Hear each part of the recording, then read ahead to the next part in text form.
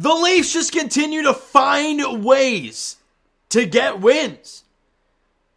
With a decor of Rasmus Sandin, Timothy Liljegren, Mark Giordano, Justin Hall, Mac Hollowell, and Victor Mete. The Leafs head into Minnesota to take on the Wild, and they win 4-3 in regulation. Before we get to the game itself, we obviously all heard the news about Boreas Salming, his passing, and we talked about it a few weeks ago when he was here in Toronto and the emotions that were all over the building. Obviously I never got a chance to watch Boreas Salming play at all, but I can only imagine, especially for Swedish-born players, what he meant to the country and the game of hockey over there. And for us to see him a few weeks ago, and yeah, we all know he definitely didn't look all that great. But to hear about his passing, a Leafs legend, will surely be missed. And shout out to the Leafs for having the patch on their shoulder today, honoring Boreas Salming, and going out there and getting 2 points for him. You love to see it. And the Leafs are hot right now, guys. Like, they've now won back-to-back road games against the Devils in regulation, and now the Wild in regulation, and are now 12-5-5 on the year.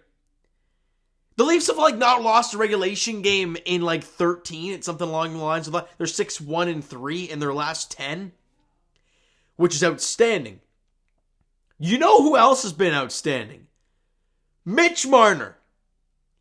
The point streak after the Devils game was at 14 points, and we're like, man, this guy's on fire. He's feeling it finally, right? And you're still waiting on Matthews to get it going. But Mitch Marner getting it done. And in the early goings of this one, less than 5 minutes in, and don't you love it? It doesn't have to be pretty.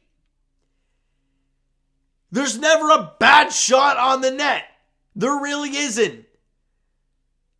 Face-off won by John Tavares.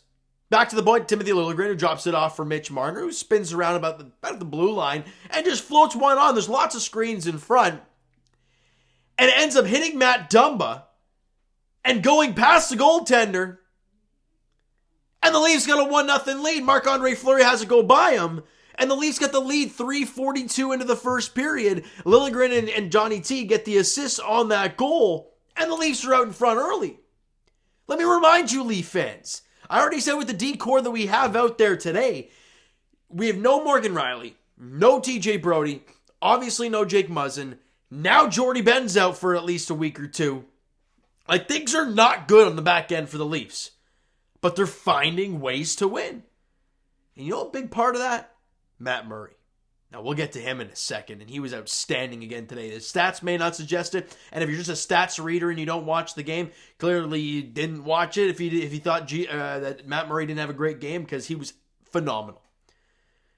But anyways, just over midway through the period, they get a power play.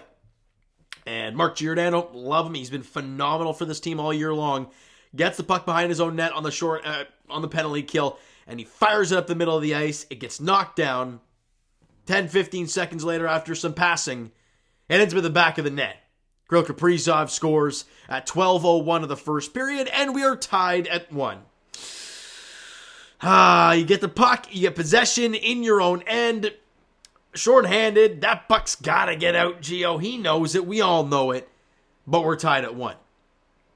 However, less than a minute after that, Zach Aston-Reese trying to get down into the offensive zone, tries to get down behind the net. He gets bumped by by Kirill Kaprizov. But then Pierre Engvall's like, I'm just going to stand here on the other side of the net, and you're just going to run right into me. And that's exactly what happened. And Zach Aston-Reese is trailing Kaprizov, so he picks up the loose puck and just gets, he's just outside the red line from an abysmal angle. Never a bad shot. As he just spins, fires, then beats Marc-Andre Fleury short side along the ice. An ugly one for the Flower as he breaks it, or he smashes his stick along the post. He ain't pleased, but you know what is great? Leafs got a 2-1 lead here. Zach Aston-Reese from Pierre Engvall at 12:43. Leaf fans, those are moments there. These first 2 goals should just shake this team. Fellas, when you put the puck on the net and it's not pretty, there's a chance it goes in. And those first 2 goals are prime examples. Let's move ahead to the second period. Doesn't take very long, no less than 3 minutes in. Victor Mete, I'm not really sure what he's doing. He's skating back, he's got the guy in front of him, and his guy cuts to the other side of the ice, and Victor Mete goes with him. So basically crosses with his defenseman, and his defenseman's still on his guy. Problem is, there's a dude going to the back post, and Victor Mete is just kind of chilling in the middle of the ice, floating back. He tries to get his stick in the passing lane, but it's Matt Boldy who buries it at 2:38. And we're tied at 2. Not a very good play from Victor Mete there.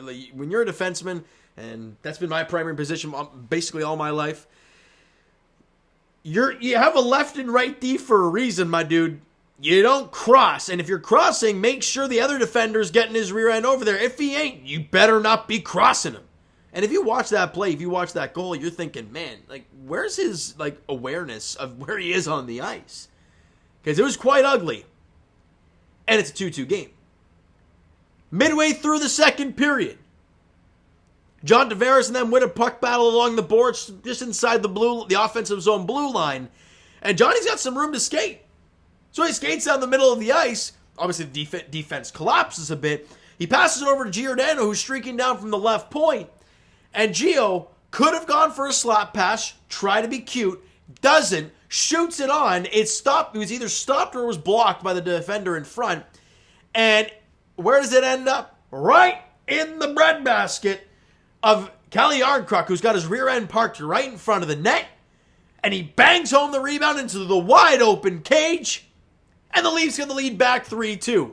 Again, get the puck on the net. Good things happen. And the Leafs got the lead back. Fantastic stuff. I'm not really sure what Matt Dumba was doing on that play. Just kind of floating to the front of the net. Just not really playing defense at all until puck's already in the net. And then he slaps Yarncroc's stick. A little late there, pal. And we go to the third. Leafs up 3-2. Shots on goal in the first period were 12-10 in favor of Minnesota. But in the second period, 11-6 in favor of Toronto. And you head into the third with a 1-goal lead. Right? Leafs feeling pretty good about themselves, playing a pretty good game to this point. A road game with your decor looking not the greatest. And in that third period, it's about 7 minutes of play, just under that. Leafs get the puck in the offensive zone. Michael Bunting picks it up, and I love it, man. Drops it off for Willie Nylander. And he rips it, low blocker, on Marc-Andre Fleury. Beautiful shot from Willie. Nice little play by Michael Bunting. They feed him the puck and kind of set a pick as well. And he buries it past the Flower, giving the Leafs their first 2-goal advantage of the game, up 4-2. This is when things get interesting. Late in the game, with about 4 minutes to play, they pull the goalie. And Matt Murray makes some big stops. He makes a big stop, but then the rebound goes right on the tape of Matt Zuccarello. Couldn't have been any more perfect on the tape of his stick. By the way, Bunting and Mete had assists on the goal of the Nylander goal. Gio and Johnny T had the assists on the Yarncroc goal. I forgot to say those. And it's a 4-3 game after the Zuccarello tally with about 3.5 to play. Goes at 16:26 of the third period. And you're thinking to yourself, okay, it's a 1-goal game, so they're going to put Fleury back in net. They'll probably pull him with about 1.5, 2 minutes to go, depending on how risky they want to be. And that's exactly what happens, right? Nothing happens for the next minute and a bit. They pull Fleury. Then we're thinking, you got 1.5 minutes. Just hang on for dear life here. And in the dying seconds of this game, I mean, Kirill Kaprizov had the most golden opportunity he could have had in the slot, or bottom of the circle. I don't know where the heck he was around there. And it's a one-timer. Matt Murray's trying to slide all the way across. Kaprizov gets a good hefty piece of it. Problem was more back to where Murray was. But Murray spreads out as much as he could, makes a phenomenal save to just rob Kaprizov in the dying moments of this game. And the Leafs win it 4-3. Remarkable. The Leafs score 4 goals for the first time in a while. They don't score a power play goal. They're all 5-on-5 goals for the Leafs today. And it's just getting the puck to the net and good things happening. It's gorgeous. Now, let's start with Matt Murray. Because we said it in the Devils game, he's the reason you got 2 points in that game, right? I wouldn't say he's the reason the Leafs got 2 points today because they scored 4 goals. Shots were 28 apiece. I didn't think they played a bad game. Excuse me. But Matt Murray, whenever you needed him to make a big stop in a big moment, he got you. There was a play in the second period where we had a power play. And it hopped over Kerfoot's stick, and they come down on a breakaway. And he makes a massive toe stop on the breakaway, freezes the puck, gets snowed, then the Leafs start burying the guy. You love to see it. Massive stop there. And then obviously they won in the dying moments. Like, these are big stops, and he knows. Matt Murray and the Leafs and the fans know what this D-core looks like. They are going to give up some quality chances, and it's unfortunate at times. But if Matt Murray can make the stops he's supposed to make, and then make a few of the other ones, few of the high danger ones, then you're in good shape. And that's exactly what he did tonight, and that is exactly what he has done all year long, disregarding that first game of the season against Montreal where he got hurt and whatever the case may be. Well, he got hurt in practice. You guys know what I'm talking about.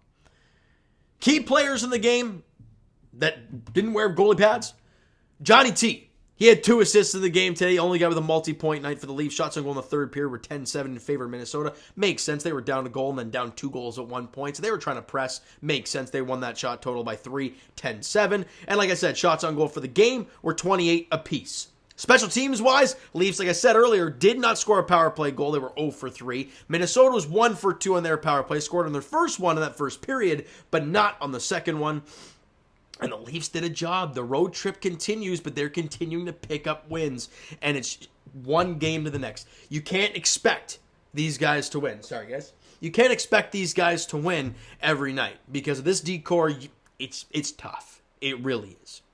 And if tomorrow's I feel like tomorrow's going to be one of those games where it's not a scheduled loss because I believe Pittsburgh's playing tonight. And if you look at the time and all this, you might have a little bit more rest than Pittsburgh. However, their gold tandem of Tristan Jarry and Casey DeSmith, those guys are NHL goaltenders.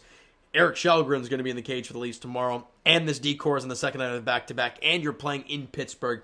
It's going to be a tough one tomorrow night. But what we've seen from this Leaf team over the last little while, who cares who they're facing?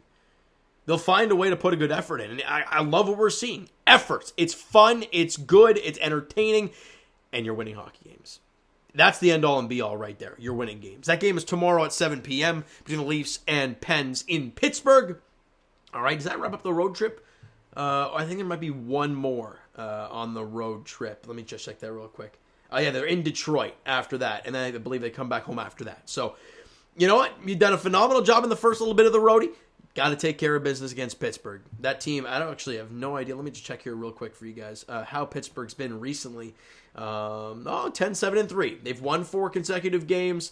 They're beating Philly 2-0 in the first period right now, albeit one of those wins was in the shootout against Calgary, and we all know how shootouts are. But they've won games. They beat Minnesota. They beat the really good Winnipeg Jets. They shut them out in Winnipeg. Chicago's not great.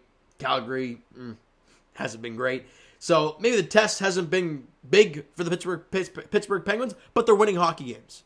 So for the Leafs, it's going to be a tough one tomorrow, right? So you know what, guys? That is going to do it for this one. If you enjoyed the video and you guys enjoyed the W this afternoon, smack that like button. I do appreciate that. Hit the subscribe button. You guys are not already. Comment down below your thoughts on the video, your thoughts on the game. Would you like, would you not like from today's game for the Toronto Maple Leafs? The Twitter link is down below. So follow up, send me a DM, like great stuff. The Discord link is down in the description as well. Last thing down in the description, the Instagram link. Follow up all that stuff down below. And I will talk to you guys tomorrow, Raptors edition.